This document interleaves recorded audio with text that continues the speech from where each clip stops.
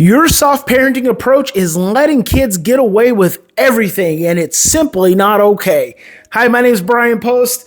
I've been a child behavior expert for almost 30 years. I'm an adopted child, was in foster care for a short period of time. I am also a parent of 7 kids, 1 adopted son, and I have 3 grandchildren, and all of my children have been raised with a love-based parenting approach. Now, here's the difference between a love-based parenting approach versus a fear-based parenting approach.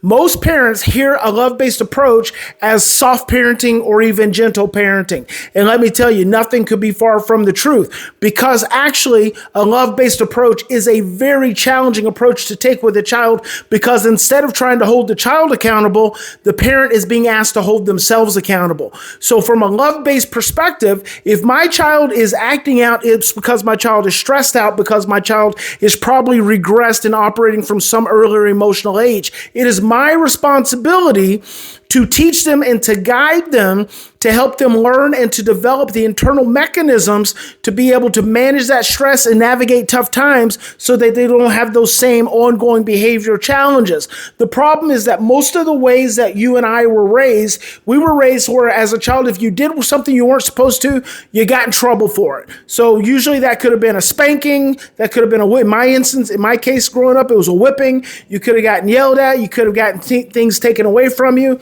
Or what became popular over the last, especially through the 90s, was you give children consequences. Now, here's the problem. We're so in a hurry to teach children to be accountable that we don't realize that children learn 90% of the time through modeling. So we are byproducts. And I'm saying I'm 50 years old. We are byproducts of parents who were in such an urge and rush to hold us accountable that they didn't realize that we were just modeling their behavior. And so then what happened is we were not actually learning accountability. Just because someone's trying to give you a lesson to get you to learn accountability doesn't mean you're actually learning it. So actually what ends up happening is we learn how to not be accountable. We learn how to blame our children and blame other people and expect them to be accountable when we're not accountable ourselves. And so here's the thing.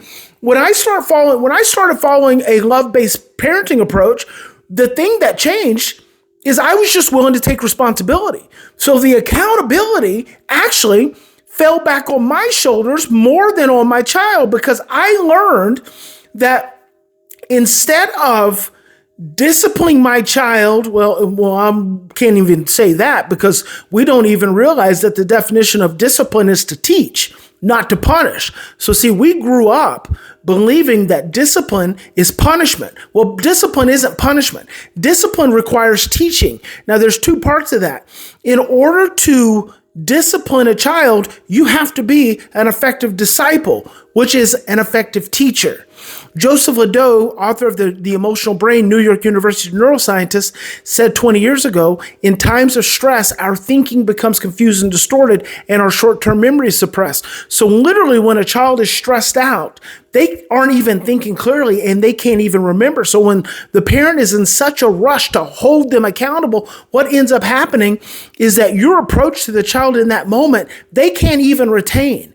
They can't learn it. So then they end up doing the same thing over and over. Now, the flip side of that is we don't learn as adults that taking that approach isn't helping a child to learn, because they're already stressed out. And 9 times out of 10, we're stressed out too. So we're in such an urge, such a rush to hold a child accountable that we don't realize that we're the ones who are actually responsible for teaching accountability. And the way you teach accountability is by willing to be accountable yourself. So you have to see that a stressed out child is an acting out child, is a regressed child. When your child is struggling through an issue and you are supportive and understanding and encouraging, and you slow down and you take the deep breaths and you try to understand and then to be understood, what you're actually doing is helping them to develop the internal mechanisms for regulation.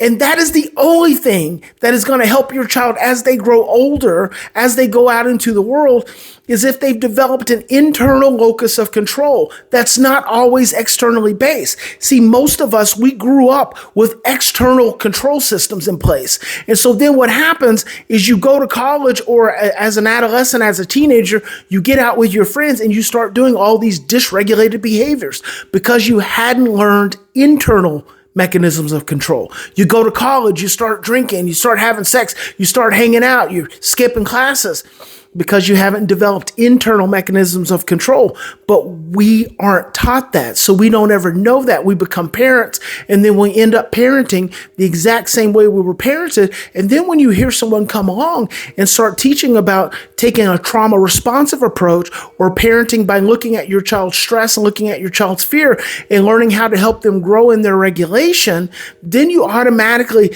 the counter reaction to that is that is just soft parenting. Now, my friend Laura here says 90% of families love the message and the training, but the other 10% just believe children are getting away with it. Now, here's what I'm going to tell you. I would worry a lot less about the 10%. I mean, I really want to help empower every parent that's out there that might be going through stressful situations. But 10% are probably just going to have to bang their heads against the wall. They're probably just going to have to sever their relationships with their children, suffer through the process with their children. And even if they don't suffer, they're going to teach their children something that their children, when they have children, it's going to be repeating the same pattern. So I really want to ask you, if you could have your children teaching your grandchildren in a loving, compassionate, understanding way, and your grandchildren growing up internally feeling peaceful, feeling regulated, feeling loving, which then also helps them to be even smarter, would you want that, or would you want them to be hitting and yelling and stressed out and stressing out your grandchildren, so that your grandchildren, when they have children, they're hitting and yelling and taking things away and punishing your grandchildren? You see, all this happens in cycles.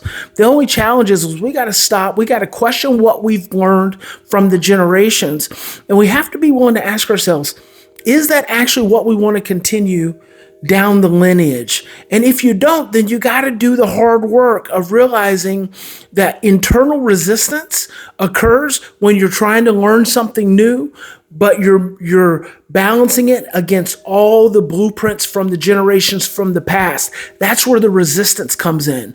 So I really want to challenge you as a parent to continue slowing down.